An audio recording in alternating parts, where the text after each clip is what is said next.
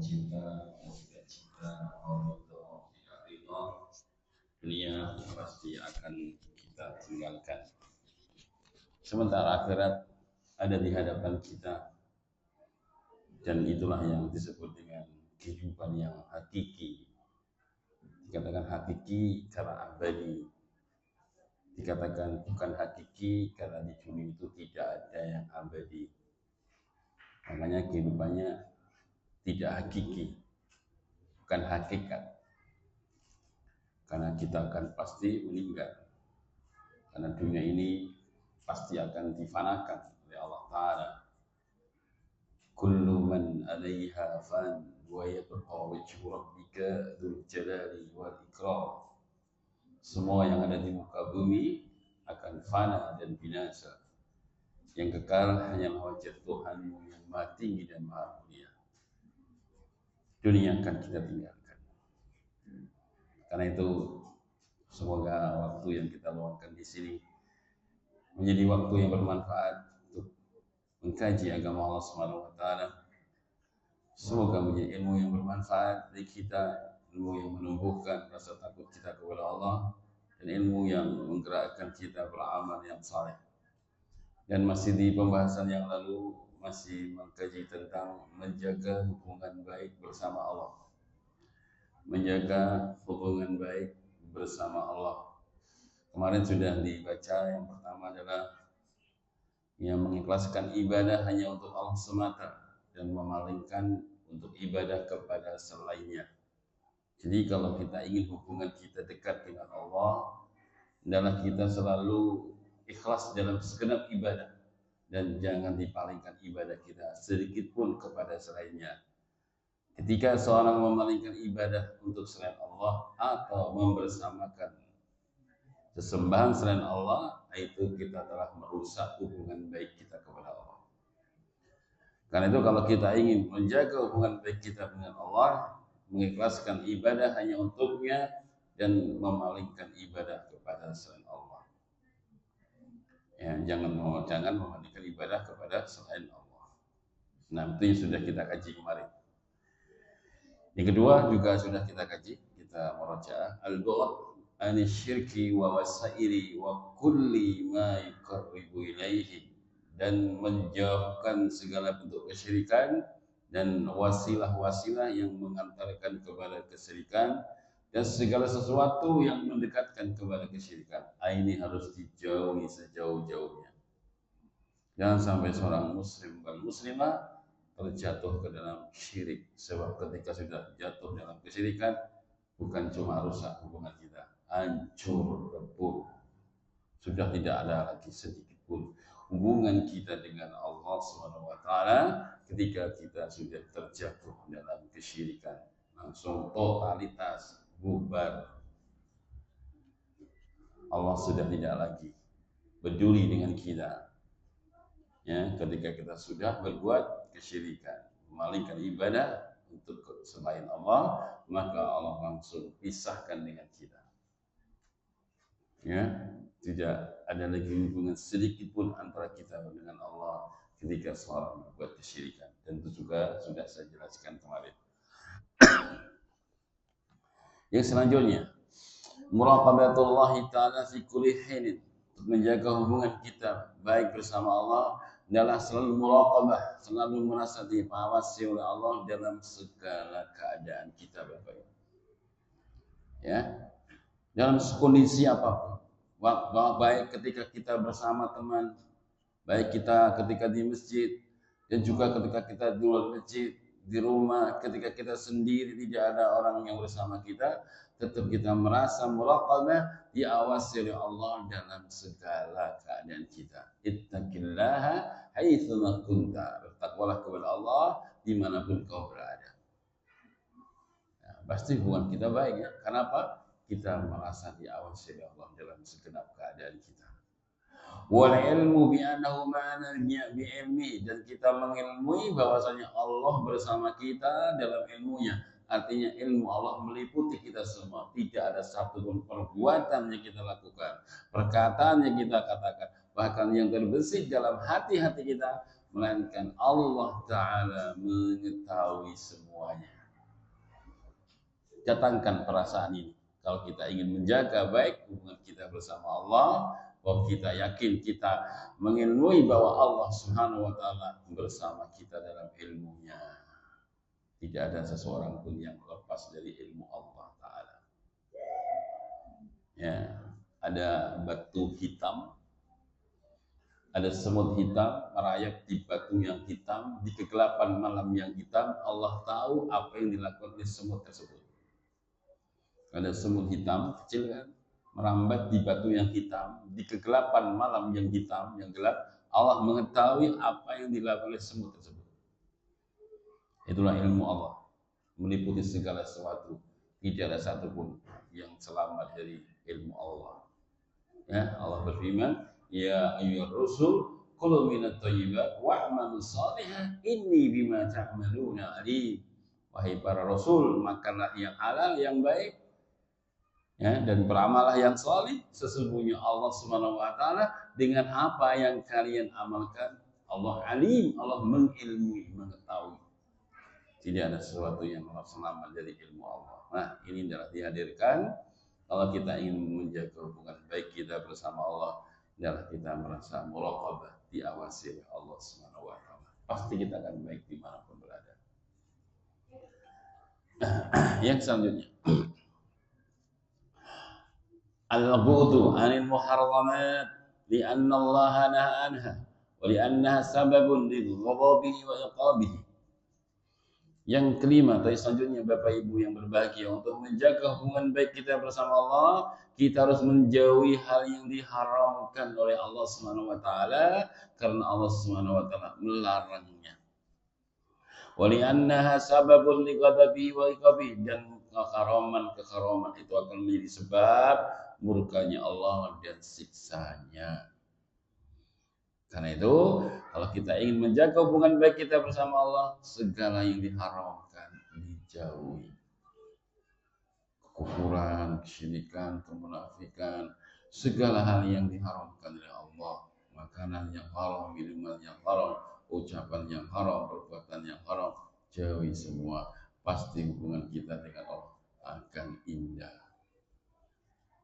Rasulullah pernah bersama para sahabat-sahabatnya, tiba-tiba Rasulullah mengatakan, man ya'khud anni haula'il kalimah faya'malu bihinna ayu alimu man ya'malu bihinna. Siapa di antara kalian yang mau mengambil kalimat dariku, mengamalkan kalimat dariku, dan menyebarkan kepada orang-orang yang ingin mengamalkan kalimat dariku.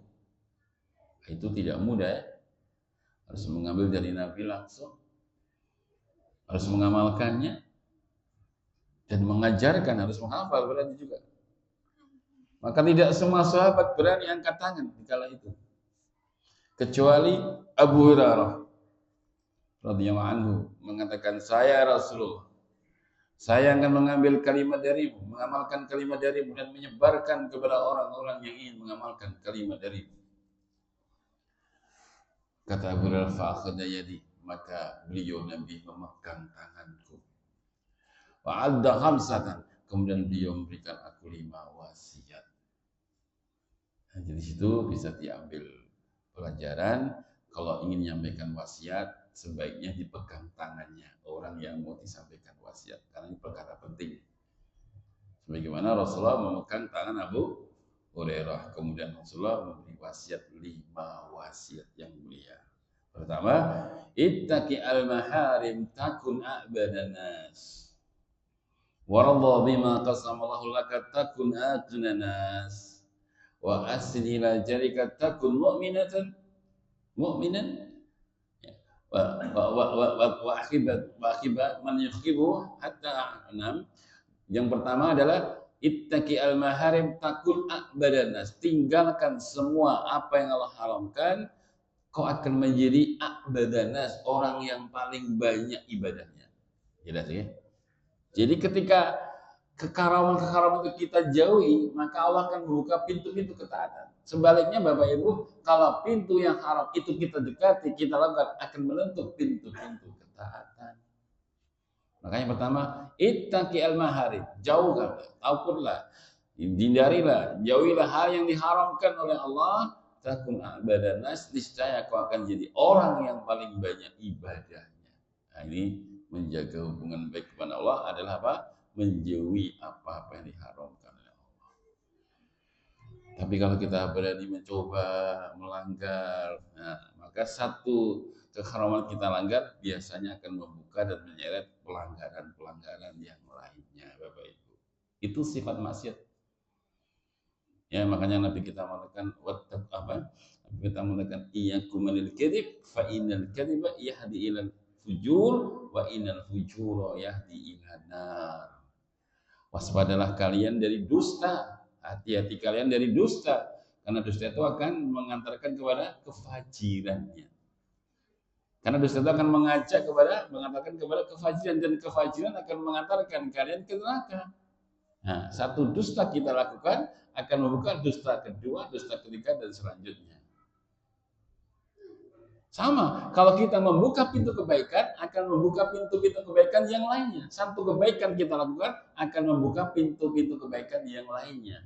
Nabi juga mengatakan, alaikum bisidq, fa inna sidqa yahdi ilal bir, wa innal birra yahdi ilal jannah. Hendaklah kau selalu berlaku jujur, lihat. Karena kejujuran akan mengantarkan kepada kebaikan, lihat.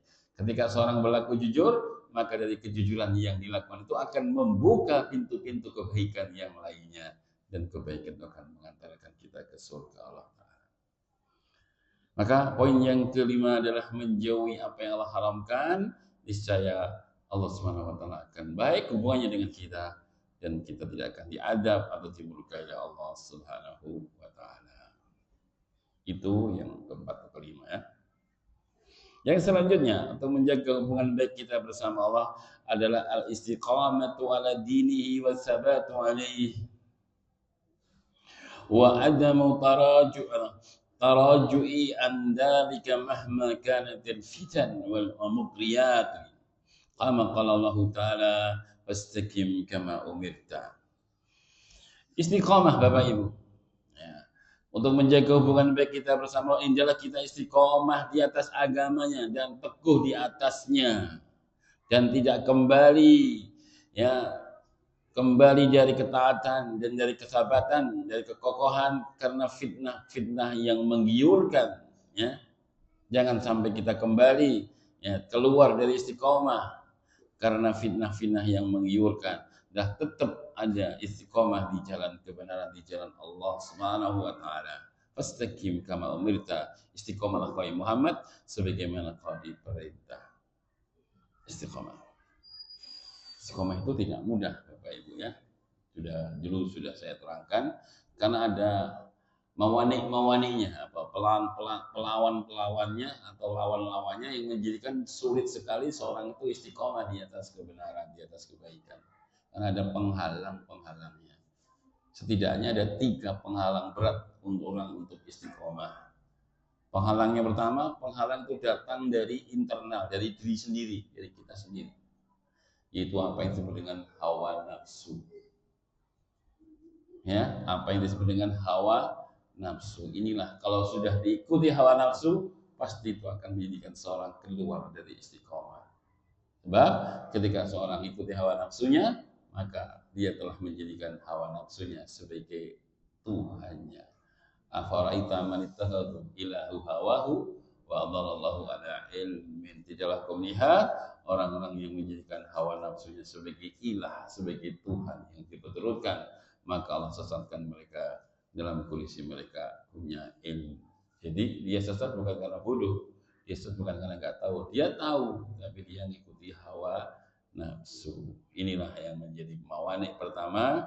Kenapa kita berat sekali istiqomah? Karena ada yang bersama kita yang disebut dengan hawa nafsu itu. Kalau kita nggak mampu mengendalikannya, kita akan terjatuh ke dalam perbuatan yang keluar dari istiqomah. Yang pertama itu ya, hawa nafsu. Hawa nafsu itu selalu bersama kita. Ya, tapi perlu saya jelaskan, hawa nafsu itu tidak punya kekuasaan untuk memaksa kita. Saya ulang ya, hawa nafsu itu ada bersama kita, tapi tidak ada sedikit pun kekuasaan memaksa kita. Jadi artinya kalau kita mau mengeremnya, kita mau menahannya bisa, dia nggak bisa maksa. Ya, dia hanya bisa apa? Mengajak. Ya, sebagaimana perkataan Nabi Yusuf alaihissalam, wa ma ubari'un nafsi innan nafsa la ammaratun bisu. Sungguh aku berlepas diri dari jiwaku karena jiwa itu selalu mengajak kepada hal yang buruk, hanya mengajak tapi bukan zakat maksa. Nah, jadi nanti kalau kita ikut hawa nafsu itu sebenarnya tidak bisa maksa. Kalau jenengan lawan, menang pasti. Makanya Allah berfirman, wa amma man khafa maqama rabbih wa nahan nafsa 'anil hawa fa innal jannata hiyal ma'wa. Adapun orang-orang yang takut kepada keagungan Tuhannya, kemudian dia kendalikan dan kekang hawa nafsunya, maka surgalah sebagai tempat kembalinya. Bisa kita kalau mau lawan, menang gitu. Jadi nggak bisa maksa. Itu sama dengan setan. Setan itu Bapak Ibu hanya bisa aja, nggak bisa maksa. Artinya kalau kita nggak turuti, dia nggak bisa maksa. Kita menang, cuma pandai dia menyeru, mengajak, menipu manusia. Tapi hakikatnya setan, hawa nafsu itu nggak bisa maksa kita. Ya, makanya ketika ahli surga sudah masuk surga semua, ahli neraka sudah masuk neraka semua, maka setan di neraka berceramah di hadapan para pengikutnya. Bayangkan makhluk yang luar biasa sudah masuk neraka jahanam masih khotbah. Sombong sekali ini.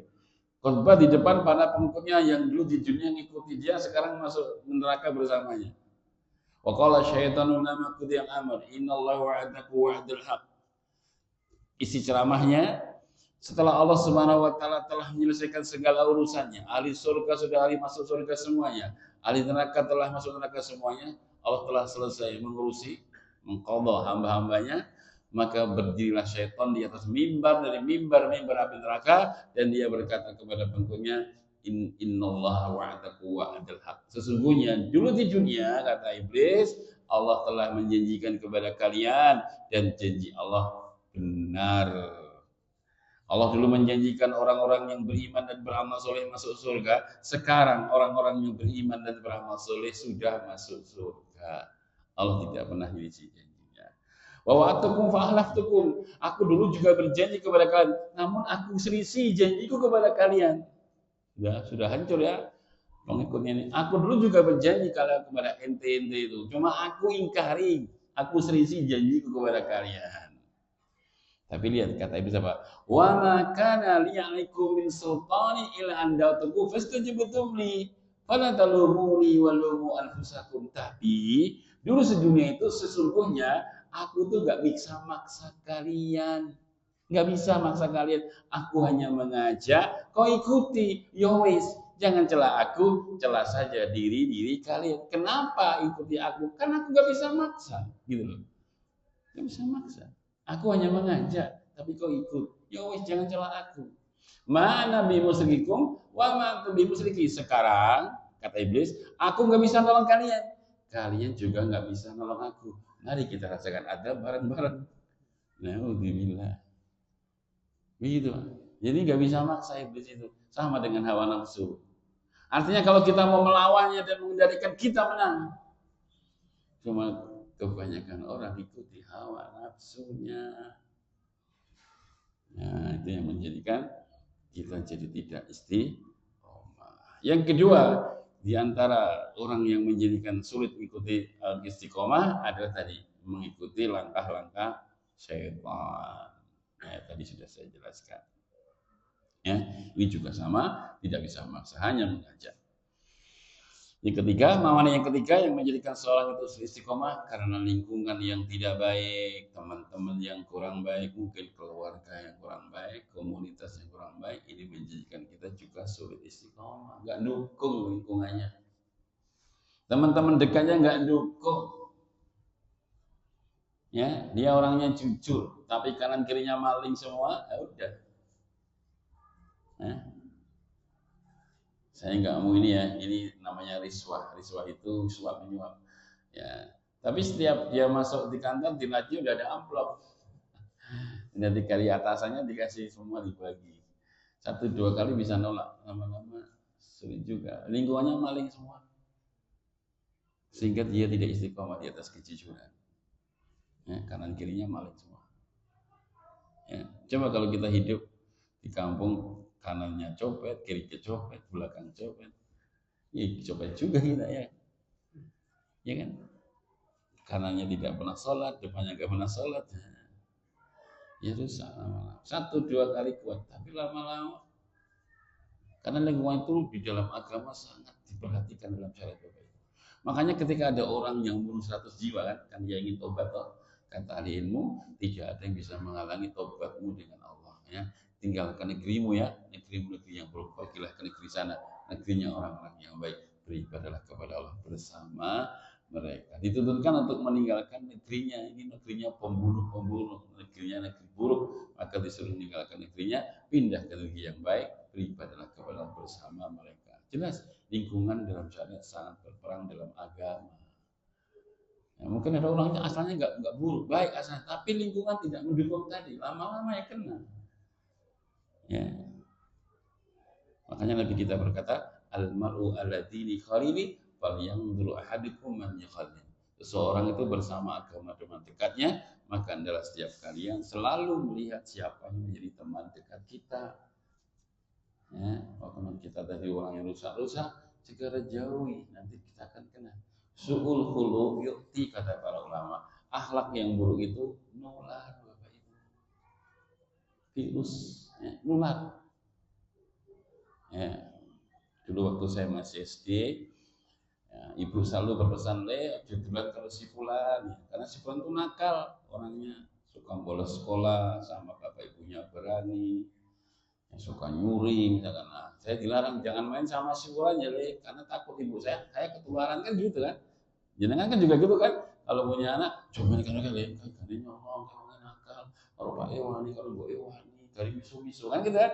Kita larang anak kita kan, karena khawatir nanti apa? Ketularan. Nah memang begitu, memang bisa nular. Ya, makanya suul khuluq yu'ti, akhlak yang buruk itu nular, ketularan nanti. Makanya di antara hal yang menjadikan kita sulit istiqomah di atas kebaikan, lingkungan tidak mendukung, teman dekat tidak mendukung, keluarga kadang tidak mendukung, akhirnya kita jatuh dalam hal yang salah. Ya, maka harus diperbaiki teman-teman. Kenapa Bapak Ibu? Kalau kita terus demikian, nanti menyesalnya sampai di hari kiamat. Di dunia mungkin belum begitu menyesal. Baru nanti di akhirat baru sadar ternyata dulu dia salah, teman itu menyesal yang luar biasa. Bukan menyesal kecil, penyesalan yang sangat berat. Sampai Allah sebutkan dalam Al-Quran, wa yauma ya'addu dhalimu ala yadayhi yaqulu ya laitani ma'aqat ma'rusuli sabila ya wailata laitani lam attakhid fulanan qalila laqad adallani ani dzikri ba'da idjani wa kana syaitanu lil insan qadula. Di hari kiamat kelak orang-orang yang zalim menggigit kedua tangan mereka. Subhanallah, bukan 2 jari lagi. Kalau 2 jari itu cuma penyesalannya ringan. Ini yang digigit kedua tangannya, digigit semua. Saking besarnya dan beratnya penyesalan. Seraya mereka berkata, duhai kiranya dulu kami tidak menjadikan si fulan sebagai teman dekatku yang gara-gara dia telah menjauhkan aku dari Al-Quran, padahal dulu di dunia Al-Quran telah datang kepada aku. Salah milih lingkungan. Dia tidak milih lingkungan yang suka mengaji Al-Quran, belajar Al-Quran. Dia justru menjauhi, berteman dengan orang-orang yang menjauhi dari Al-Quran, jauh dari ilmu. Bisa digigit kedua tangannya. Kiranya aku dulu tidak menjadikan si fulan menjadi teman dekatku, yang gara-gara dia telah menjauhkan aku dari Al-Quran, padahal dulu Al-Quran datang kepada aku. Dulu hidup di mana? Di Mendungan, ya Allah. Dekat Masjid Al-Falah. Ada kajian enggak? Ada kajian di sana, banyak kajian. Teman-teman soleh banyak. Tapi aku memilih teman-teman yang enggak soleh, ya Allah. Aku memilih teman-teman yang tidak jauh, yang jauh dari ngaji, dari ilmu, ya Allah. Salah dia mengambil lingkungan dan teman-teman. Nyesel dia. Misalnya bukan kecil, berat, tangannya keduanya digigit bareng. Alhamdulillah ya, ini diantara kenapa kita sulit istiqomah, yaitu ada 3 mawani, penghalang-penghalang, diantaranya adalah tadi apa? Yang adalah syaitan yang goda kita ngikuti. Yang kedua hawa nafsu juga kita ikuti. Yang ketiga lingkungan dan teman-teman dekat yang kurang baik, kita berteman dengan mereka. Akhirnya kita jauh dari istiqomah. Ya, tiga itu jauhi, insya Allah selamat. Nah sekarang mungkin butuh ilmu lebih supaya bisa ngalahkan hawa nafsu. Gimana ya supaya kita tuh bisa menang kalau hawa nafsu sedang bergejolak? Ada ilmunya. Pertama harus ditingkatkan rasa takut kita kepada Allah. Sebab Bapak Ibu, hawa nafsu itu akan sirna kalau sudah ditantang dengan ittaqillah, bertakwa kepada Allah. Ya. Makanya Allah beriman tadi, wa amma man khafa maqama rabbih wa nahaa nafsa 'anil hawa fa innal jannata hiyal ma'wa. Adapun orang-orang yang takut kepada keagungan Tuhannya, lihat, takut kepada Allah, kemudian dia kendalikan hawa nafsunya. Nah, munculnya sifat kemampuan untuk mengendalikan syahwat setelah apa? Mulai memiliki rasa takut kepada Allah, maka dia akan mampu mengendalikan hawa nafsunya dan surga sebagai tempat kembalinya. Berarti langkah awal sebatas sekolah penjelasan sakit ngelawan mengendalikan syahwat. Marilah Bapak Ibu kita tingkatkan rasa takut kita kepada Allah Subhanahu wa taala. Yang kedua Bapak Ibu, ilmu agar kita mampu mengalahkan syahwat kita adalah menjaga sholat 5 waktu dengan baik. Ampun ditelantar no, ampun dienteng-enteng no, ampun diolor-olor. Ini dijaga dengan baik, syukur-syukur ditambah dengan yang sunnah. Nah, ya, karena apa Allah beriman, inna sholata tanha anil fahsya'i wal munkar. Sesungguhnya sholat itu, sholat kalau dilakukan dengan baik akan mencegah dirimu dari perbuatan keji dan munkar, hawa nafsu, keji dan munkar. Nah, oke. Nah itu insya Allah dengan sholatnya kita berjaga dengan baik, sholat 5 waktunya khususnya dengan baik, mudah-mudahan kekuatan sholat akan menjadikan kita mampu mengendalikan hawa nafsu kita. Ya, sholat jaga, insya Allah aman. Ya, insya Allah akan terkendali. Ya. Sedikit lagi poin yang selanjutnya yang menjaga hubungan baik kita kepada Allah setelah istiqomah adalah at-tawakkul 'ala Allah. Marilah kita tingkatkan pula ketawakalan kita kepada Allah, ketergantungan hati dan semuanya untuk Allah. Kalau sudah tawakalnya kuat, berarti hubungan kita sangat dekat sekali dengan Allah. Dan Allah memberikan jaminan apa? Wa 'alallahi fatawakkalu in kuntum mu'minin. Maka kepada Allah hendaklah kalian bertawakal jikalau kalian benar-benar orang yang beriman. Wa may yatawakkal 'alallah fa huwa hasbuh. Barang siapa yang bertawakal kepada Allah, Allah pasti akan mencukupinya. Cukup, ya. Pasti Allah akan mencukupinya, ya. Bahkan Rasulullah mengatakan, "Lau annakum tatawakkaluna 'alallahi haqqa tawakkulihi la razaqnakum kama yarzuqut tayra tadlu khimasra wa taruhu bitana." Jikalau kalian bertawakal kepada Allah dengan sebenar-benarnya tawakal, niscaya Allah akan berikan engkau rezeki sebagaimana Allah berikan rezeki kepada burung, pergi di pagi hari penuh kosong perutnya, pulang di sore hari pasti penuh tenggolongnya.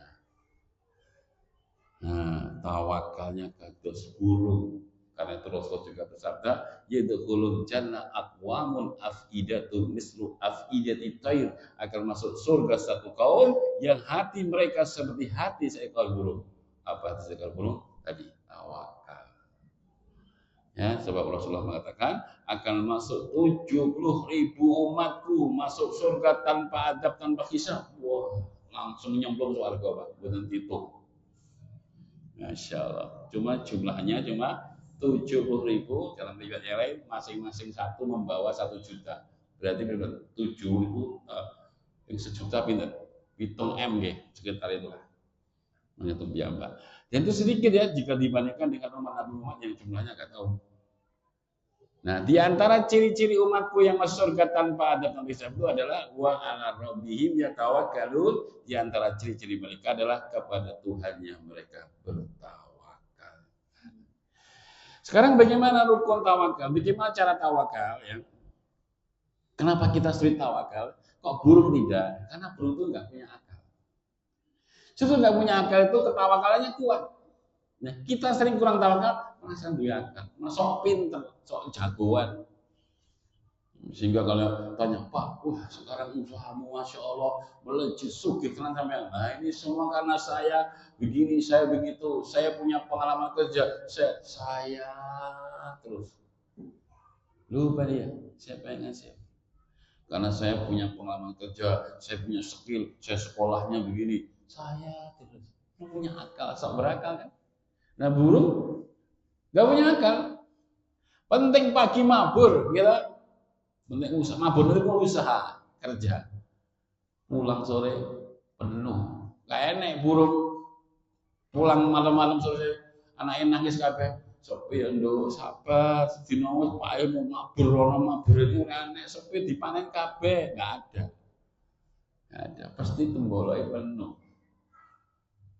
Tawakal. Kita kadang-kadang punya akal malah sering mengandalkan akal daripada tawakal.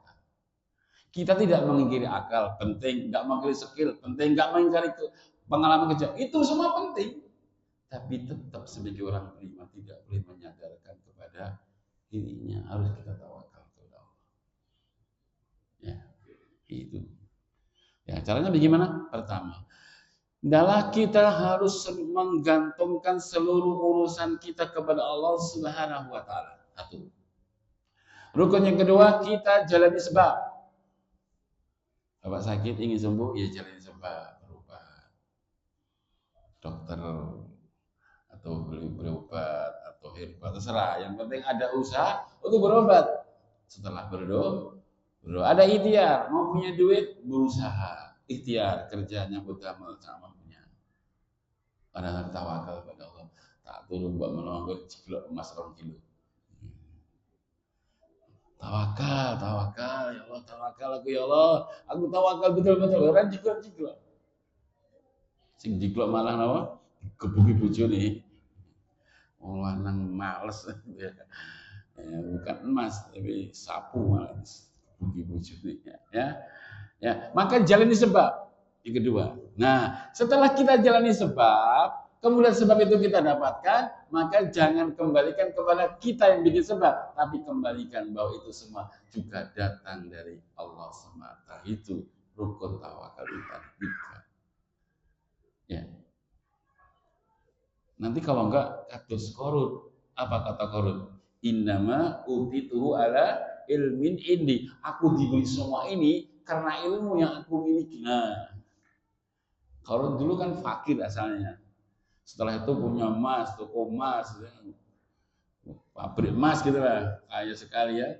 Sampai disebutkan kunci-kuncinya itu tidak mampu dipikul oleh orang yang kuat-kuat. Kuncinya gudang, bukan gudangnya, bukan isi gudangnya. Kuncinya gudangnya korun itu dipikul orang yang pokok-pokok, kuat saking wakai kunci ini. Nomornya barangi itu kuncinya tak kuat. Tapi dia katakan apa? Innama utitu ala ilmin indi. Aku diberi semua ini karena ilmu yang aku miliki. Apa hasil akhirnya? Ditenggelamkan ke dasar bumi dengan harta emas dan dirinya juga. Tenggelam, diingatkan ya Allah. Sombongannya. Beda dengan Nabi Sulaiman alaihissalam. Orang yang menjadi raja. Nabi Sulaiman itu raja. Orang yang kaya, raja kaya. Yang ketiga, beliau diberi pengetahuan mengetahui bahasa hewan. Bisa ngomong kalau semut. Makanya kalau ada orang sekarang mengaku bisa ngomong dengan semut, itu berarti Nabi Sulaiman. Kemungkinan pertama. Kemungkinan kedua, wong edan. Berarti kalau sekarang ada ngaku bisa semut, Nabi Sulaiman enggak mungkin. Nabi Sulaiman sudah mati, berarti wong edan. Ngaku tahu binasa hewan ya, hanya Nabi Sulaiman. Yang ketiga, beliau diberi kekuatan untuk menguasai bangsa jin. Jin itu semua takluk dengan Sulaiman. Gak ada yang berani patuh dengan Sulaiman. Ya, sudah 4 ya. Ya sudah. Kemudian dia juga raja. Tidak ada nabi yang raja kecuali Nabi Sulaiman. Tidak ada nabi yang jadi raja kecuali Nabi Sulaiman. 5 ya. Yang keenam, beliau memiliki 99 istri. Ujungnya sangat blosong, Pak. Tapi bersamaan dengan itu, apa kata beliau? Ada min fadli Rabbi. Ini semua adalah karunia dari Allah. Dengan ini aku diuji. Apakah aku bersyukur atau aku kufur? Ya. Manusia seluar biasa ini mengembalikan semua kepada Allah. Tidak pernah mengembalikan pada dirinya sedikit pun. Nah, maka tadi itu tawakal. Ya. Duh, habis ya Pak. Sebelum kita lanjut sedikit. Yang ke-8 terus ke-7 lupa saya. Agar kita menjaga hubungan baik kepada Allah adalah as-sabr ala qada'ihi wa qadrihi. Kita harus sabar untuk menerima keputusan takdir dan qada Allah. Wasbir ala ma asabak, sabarlah atas apa yang menimpa padamu. Ya, sabar. Sabar itu ada 3. Sabar dalam ketaatan, sabar dalam menjauhi kemaksiatan, dan sabar ketika kena musibah. Sabar itu ada 3. Sabar ketika kena musibah terbagi lagi jadi 3. Ya, sabar dalam ketaatan dulu ya. Sabar dalam ketaatan ada 3. 1, sabar sebelum menjalankan ketaatan. Sebab kita sebelum taat dibutuhkan kesabaran sebelum melaksanakan ketaatan. Yang kedua, sabar ketika sedang menjalankan ketaatan. Nah, sekarang ini panjenengan diuji untuk sabar ngaji sampai selesai. Duduk sampai selesai. Jangan nanti belum selesai pergi karena bukan karena udzur ya. Tapi sabar duduk di majelis sampai selesai. Sabar dalam ketaatan. Yang ketiga, sabar setelah melaksanakan amal ketaatan. Oh, iya tuh. Iya, kadang ada orang bagus awalnya pas juga melaksanakan ketaatan baik bubar taat malah nggak sabar. Ya, sehingga bisa rusak amalnya. Allah berfirman apa? Ya ayyuhalladzina amanu la tubtilu shadaqatikum bil manni wal adha. Ya orang-orang beriman, jangan kau batalkan sedekah kalian dengan mengungkit-ungkit dan memberikan gangguan. Ya, udah sedekah, udah bagus, udah ikhlas. Tapi terus di akhirnya diungkit-ungkit, dirusak. Tidak ikhlas setelah beramal, rusak sedekahnya. Ngajinya Masya Allah, tadi sebelum berangkat ngaji sabar, nanti ada jadwal ngaji, saya harus duduk nih majelis, paksa, yang urusan yang lain di cancel semua, ngaji dulu. Di majelis ini juga sabar sampai selesai, bareng-bareng ngaji, gerenengi ustadz. Ustadz yang malah cetok, masa omongan gini, ndir aku terus jenengan nggih sinten. Omongannya omongan gede dewe, ngomong rata pikir ya, marah-marah. Padahal sudah bagus. Malah gibah tonggo ini, gibah konten sudah bagus dirusak setelah selesai malah tidak ikhlas. Nah itu sabar dalam ketaatan ada 3, sabar sebelum taat, sabar setelah ketika taat, dan sabar setelah amal ketaatan. Juga sabar ketika kena musibah juga terbagi menjadi 3. Pertama, sabar menjaga lisannya, ampun ngantos keluar kata-kata yang enggak pantas, bengok-bengok, nesu-nesu, misu-misu dan selanjutnya. Lisannya dijaga. Yang kedua, sabar tangannya, jangan membanting, memukul dan yang lainnya, menendang atau yang lainnya. Kalau orang dahulu kata Nabi, laisa minna man bukan dari golongan kami, man daraba khududa, bukan dari golongan kami orang yang memukul pipinya, wasakul juyuda, nyopek-nyopek bajunya, kemudian berteriak dengan teriakan jahiliyah. Bukan dari kami orang yang ketika musibah apa? Dia pukul-pukul pipinya, dia sobek-sobek bajunya atau sakunya, atau dia teriak-teriak jahiliyah. Nah, maka harus sabar tangannya dari memukul, membanting dan lainnya, sabar lisannya untuk tidak berkata yang tidak pantas, dan sabar hatinya untuk tidak ngeresul anyel mangkel, tapi dia terima hati dengan lego iman. Nah, sabar atas apa yang nimah. Itu sabar ketika kena musibah. Juga ada 2. Ya. Satu lagi, saya lepas. Yang selanjutnya untuk menjaga hubungan baik kita bersama Allah Subhanahu wa taala adalah taubah ilahi wa dawamul istighfar, yang terakhir Bapak Ibu pada pertemuan terakhir malam ini, untuk kita menjaga hubungan baik indah bersama Allah, hendaklah kita selalu bertobat kepada Allah dan terus menerus istighfar.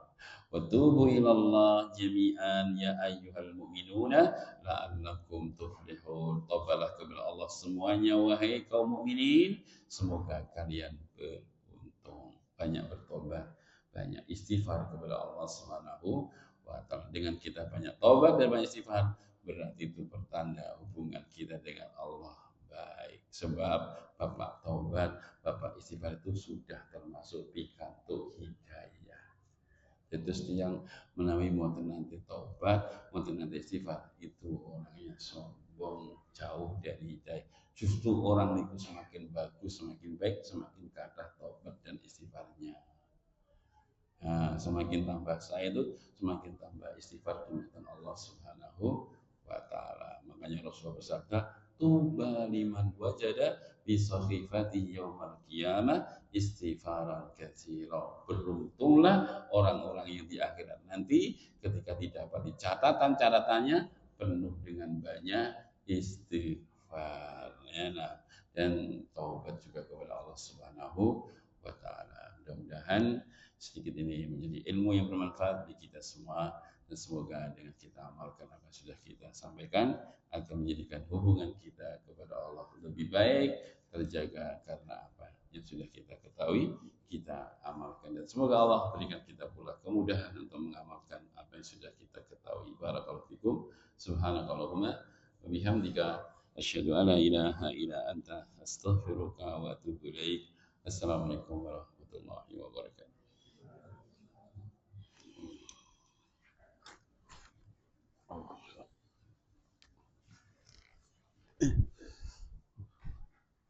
Pak, pamit dulu Pak. Assalamualaikum. Pak, ya, Pak, Pak,